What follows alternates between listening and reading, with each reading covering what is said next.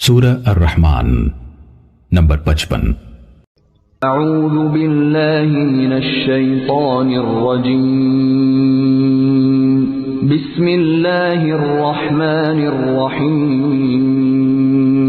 شروع کرتا ہوں اللہ تعالیٰ کے نام سے جو بڑا مہربان نہایت رحم والا ہے۔ الرحمن علم القرآن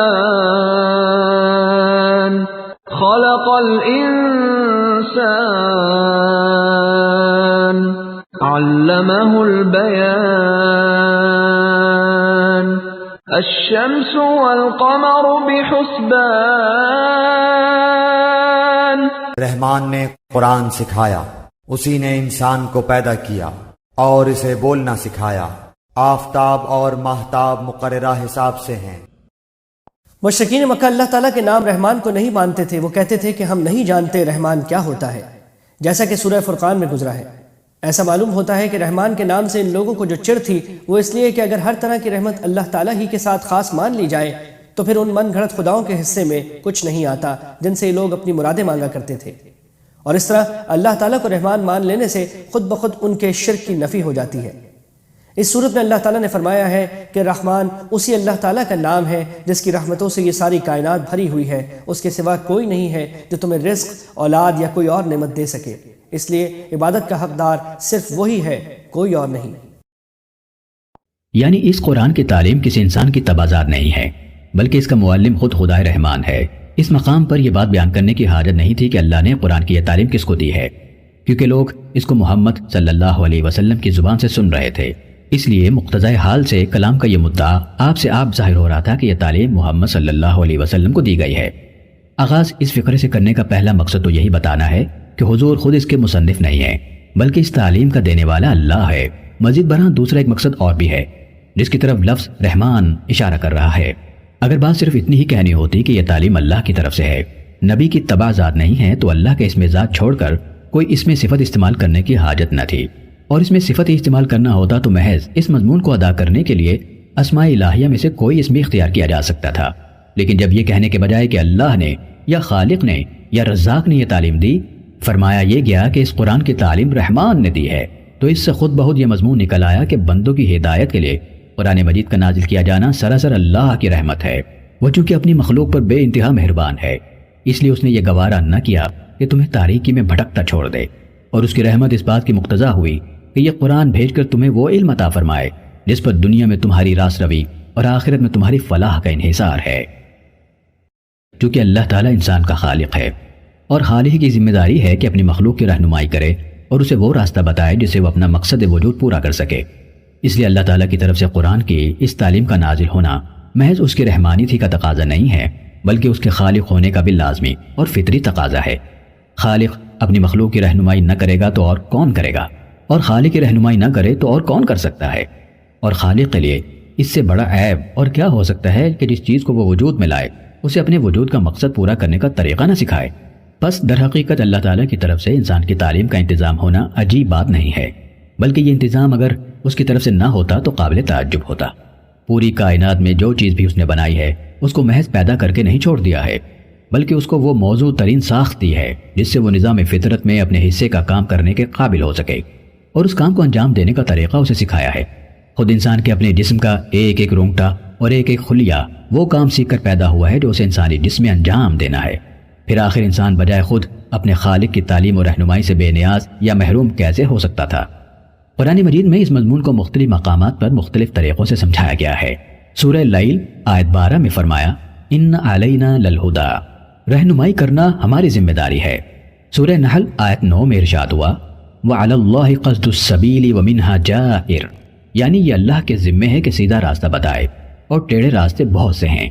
سورہ طٰہٰ آیات 47 اور 50 میں ذکر آتا ہے کہ جب فرعون نے حضرت موسیٰ کی زبان سے پیغام رسالت سن کر حیرت سے پوچھا کہ آخر وہ تمہارا رب کون سا ہے جو میرے پاس رسول بھیجتا ہے، تو حضرت موسیٰ علیہ السلام نے جواب دیا کہ ربنا الذی اعطی کل شیء خلقہ ثم ہدی، یعنی ہمارا رب وہ ہے جس نے ہر چیز کو اس کی مخصوص ساخت عطا کی اور پھر اس کی رہنمائی کی، یعنی وہ طریقہ سکھایا جس سے وہ نظام وجود میں اپنے حصے کا کام کر سکے۔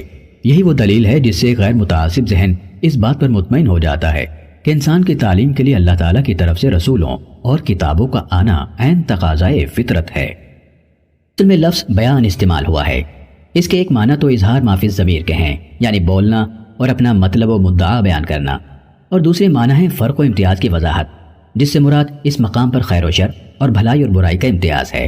ان دونوں معنوں کے لحاظ سے یہ چھوٹا سا فقرہ اوپر کے استدلال کو مکمل کر دیتا ہے۔ بولنا وہ امتیازی وصف ہے جو انسان کو حیوانات اور دوسری ارضی مخلوقات سے ممیز کرتا ہے۔ یہ محض قوت گویا ہی نہیں ہے، بلکہ اس کے پیچھے عقل و شعور، فہم و ادراک، تمیز و ارادہ اور دوسری ذہنی قوتیں کار فرما ہوتی ہیں، جن کے بغیر انسان کی قوت ناطقہ کام نہیں کر سکتی۔ اس لیے بولنا دراصل انسان کی ذی شعور اور ذی اختیار مخلوق ہونے کی صریح علامت ہے، اور یہ امتیازی وصف جب اللہ تعالیٰ نے انسان کو عطا فرمایا ہے تو ظاہر ہے کہ اس کے لیے تعلیم کی نوعیت بھی وہ نہیں ہو سکتی جو بے شعور اور بے اختیار مخلوق کے لیے رہنمائی کے لیے موضوع ہے۔ اسی طرح انسان کا دوسرا اہم ترین امتیازی وصف یہ ہے کہ اللہ تعالیٰ نے اس کے اندر ایک اخلاقی حس رکھتی ہے، جس کی وجہ سے وہ فطری طور پر نیکی اور بدی، حق اور ناحق، ظلم اور انصاف، بجا اور بیجا کے درمیان فرق کرتا ہے، اور یہ وجدان اور احساس انتہائی گمراہی و جہالت کی حالت میں بھی اس کے اندر سے نہیں نکلتا۔ ان دونوں امتیازی خصوصیات کا لازمی تقاضا یہ ہے کہ انسان کی شعوری و اختیاری زندگی کے لیے تعلیم کا طریقہ اس پیدائشی طریقے تعلیم سے مختلف ہو جس کے تحت مچھلی کو تیرنا اور پرندے کو اڑنا اور خود انسانی جسم کے اندر پلک کو چھپکنا، آنکھ کو دیکھنا، کان کو سننا اور معدے کو ہضم کرنا سکھایا گیا ہے۔ انسان خود اپنی زندگی کے شعبے میں استاد اور کتاب اور مدرسے اور تبلیغ و تلقین اور تحریر و تقریر اور بحث و استدلال جیسے ذرائع کو وسیلہ تعلیم مانتا ہے، اور پیدائشی علم و شعور کو کافی نہیں سمجھتا۔ پھر یہ بات آخر کیوں عجیب ہو کہ انسان کے خالق پر اس کی رہنمائی کی جو ذمہ داری عائد ہوتی ہے اسے ادا کرنے کے لیے اس نے رسول اور کتاب کو تعلیم کا ذریعہ بنایا ہے۔ جیسی مخلوق ویسی ہی اس کی تعلیم، یہ سراسر ایک معقول بات ہے۔ بیان جس مخلوق کو سکھایا گیا ہو اس کے لیے قرآن ہی ذریعہ تعلیم ہو سکتا ہے، نہ کہ کوئی ایسا ذریعہ جو ان مخلوقات کے لیے موضوع ہے جنہیں بیان نہیں سکھایا گیا ہے۔ یعنی ایک زبردست قانون اور ایک اٹل ضابطہ ہے جس سے یہ عظیم الشان سیارے بندھے ہوئے ہیں۔ انسان وقت اور دن اور تاریخوں اور فصلوں اور موسموں کا حساب اسی وجہ سے کر رہا ہے کہ سورج کے طلوع و غروب اور مختلف منزلوں سے اس کے گزرنے کا جو قاعدہ مقرر کر دیا گیا ہے اس میں کوئی تغیر رونما نہیں ہوتا۔ زمین پر بے حد و حساب مخلوق زندہ ہی اس وجہ سے ہے کہ سورج اور چاند کو ٹھیک ٹھیک حساب کر کے زمین سے ایک خاص فاصلے پر رکھا گیا ہے، اور اس فاصلے میں کمی و بیشی صحیح ناپ تول سے ایک خاص ترتیب کے ساتھ ہوتی ہے، ورنہ زمین سے ان کا فاصلہ کسی حساب کے بغیر بڑھ یا گھٹ جائے تو یہاں کسی کا جینا ہی ممکن نہ رہے۔ اسی طرح زمین کے گرد چاند اور سورج کے درمیان حرکات میں ایسا مکمل تناسب قائم کیا گیا ہے کہ چاند ایک عالمگیر جنتری بن کر رہ گیا ہے جو پوری باقاعدگی کے ساتھ ہر رات ساری دنیا کو قمری تاریخ بتا دیتی ہے۔ والنجم والشجر يسجدان والسماء رفعها ووضع الميزان ألا تطغوا في الميزان وأقيموا الوزن بالقسط ولا تخسروا الميزان والأرض وضعها للأنام۔ اور ستارے اور درخت دونوں سجدہ کرتے ہیں، اسی نے آسمان کو بلند کیا اور اسی نے ترازو رکھی تاکہ تم تولنے میں تجاوز نہ کرو، انصاف کے ساتھ وزن کو ٹھیک رکھو اور تول میں کم نہ دو، اور اسی نے مخلوق کے لیے زمین بچھا دی۔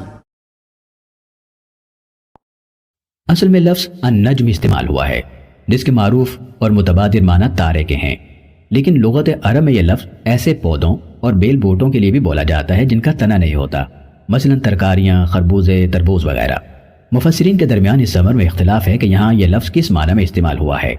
ابن عباس، سعید بن جبیر، سدید اور سفیان ثوری اس کو بے تنے والی نباتات کے معنی میں لیتے ہیں، کیونکہ اس کے بعد لفظ الشجر یعنی درخت استعمال فرمایا گیا ہے اور اس کے ساتھ یہی معنی زیادہ مناسبت رکھتے ہیں۔ بخلاف اس کے مجاہد، قتادہ اور حسن بصری کہتے ہیں کہ نجم سے مراد یہاں بھی زمین کے بوٹے نہیں بلکہ آسمان کے تارے ہی ہیں، کیونکہ یہی اس کے معروف معنی ہے۔ اس لفظ کو سن کر سب سے پہلے آدمی کا ذہن اسی معنی کی طرف جاتا ہے، اور شمس و قمر کے بعد تاروں کا ذکر بالکل فطری مناسبت کے ساتھ کیا گیا ہے۔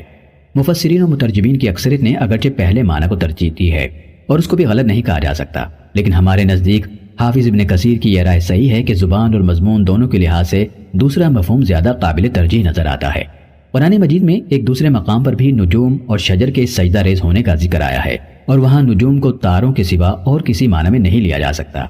آیت کے الفاظ یہ ہیں: الم تر ان اللہ یسجد لہ من فی السماوات ومن فی الارض والشمس والقمر والنجوم والجبال والشجر والدواب وکثیر من الناس۔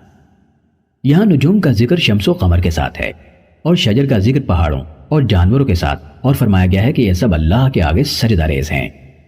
آگے چل کر اسی آیت کی ضمن میں یہ بھی ذکر کیا گیا ہے یعنی آسمان کے تارے اور زمین کے درخت سب اللہ تعالیٰ کے مطیع فرمان اور اس کے قانون کے پابند ہے۔ جو ضابطہ ان کے لیے بنا دیا گیا ہے اس سے یکسر منہ تجاوز نہیں کر سکتے۔ ان دونوں آیتوں میں جو کچھ بیان کیا گیا ہے اس سے یہ بتانا مقصود ہے کہ کائنات کا سارا نظام اللہ تعالیٰ کی آفریدہ ہے اور اسی کی اطاعت میں چل رہا ہے۔ زمین سے لے کر آسمانوں تک نہ کوئی خود مختار ہے، نہ کسی اور کی خدائی اس جہان میں چل رہی ہے، نہ خدا کی خدائی میں کسی کا کوئی دخل ہے، اور نہ کسی کا یہ مقام ہے کہ اسے معبود بنایا جائے۔ سب بندے اور غلام ہے۔ آقا تنہا ایک رب قدیر ہے، لہٰذا توحید ہی حق ہے جس کی تعلیم یہ قرآن دے رہا ہے۔ اس کو چھوڑ کر جو شخص بھی شرک یا کفر کر رہا ہے وہ دراصل کائنات کے پورے نظام سے برسر پیکار ہے۔ قریب تمام مفسرین نے یہاں میزان یعنی ترازو سے مراد عدل لیا ہے، اور میزان قائم کرنے کا مطلب یہ بیان کیا ہے کہ اللہ تعالیٰ نے کائنات کے اس پورے نظام کو عادل پر قائم کیا ہے۔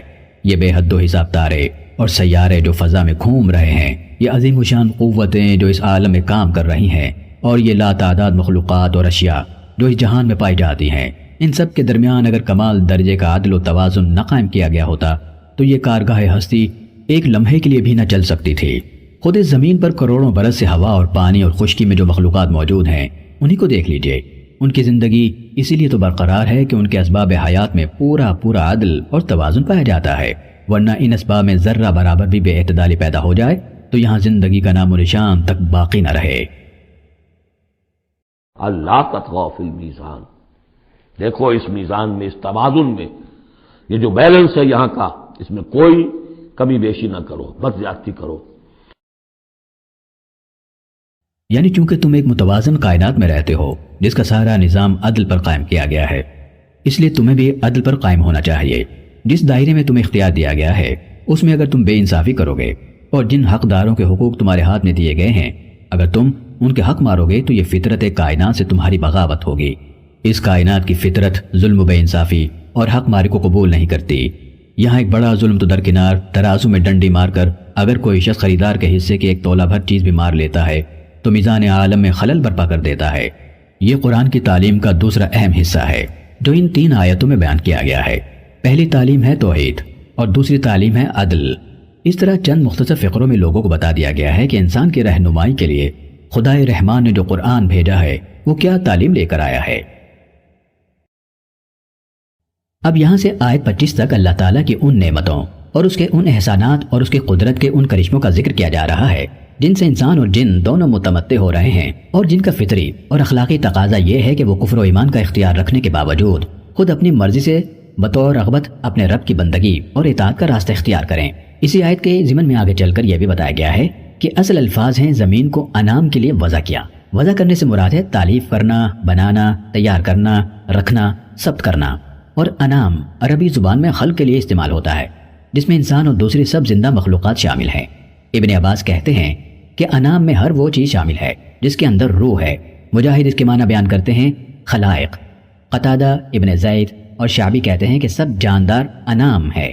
حسن بصری کہتے ہیں کہ انس اور جن دونوں اس کے مفہوم میں داخل ہیں۔ یہی معنی تمام اہل لغت نے بیان کیے ہیں۔ اس سے معلوم ہوا کہ جو لوگ اس آیت سے زمین کو ریاست کی ملکیت بنانے کا حکم نکالتے ہیں وہ ایک فضول بات کہتے ہیں۔ یہ باہر کے نظریات لا کر قرآن میں زبردستی ٹھونسنے کی ایک بھونڈی کوشش ہے جس کا ساتھ نہ آیت کے الفاظ دیتے ہیں نہ سیاق و سباق۔ انعام صرف انسانی معاشرے کو نہیں کہتے بلکہ زمین کی دوسری مخلوقات بھی اس میں شامل ہیں، اور زمین کو انعام کے لیے وضع کرنے کا مطلب یہ نہیں ہے کہ وہ سب کی مشترک ملکیت ہو، اور سیاق عبارت بھی یہ نہیں بتا رہا کہ کلام کا مدعا اس جگہ کوئی معاشی ضابطہ بیان کرنا ہے۔ یہاں تو مقصود دراصل یہ بتانا ہے کہ اللہ تعالیٰ نے اس زمین کو اس طرح بنایا اور تیار کر دیا کہ یہ قسم قسم کی زندہ مخلوقات کے لیے رہنے، بسنے اور زندگی بسر کرنے کے قابل ہو گئی۔ یہ آپ سے آپ ایسی نہیں ہو گئی، خالق کے بنانے سے ایسی بنی ہے۔ اس نے اپنی حکمت سے اس کو ایسی جگہ رکھا اور ایسے حالات اس میں پیدا کیے جن سے یہاں زندہ انواع کا رہنا ممکن ہوا۔ تشریح کے لیے ملاحظہ کیجیے تفہیم القرآن جلد سوم، النمل حواشی 73-74، جلد چہارم یاسین حواشی 29-32، المومن حواشی 90-91، حامیم سجدہ حواشی 11-13، الزخرف حواشی 7-10، الجاسیہ حاشیہ 7۔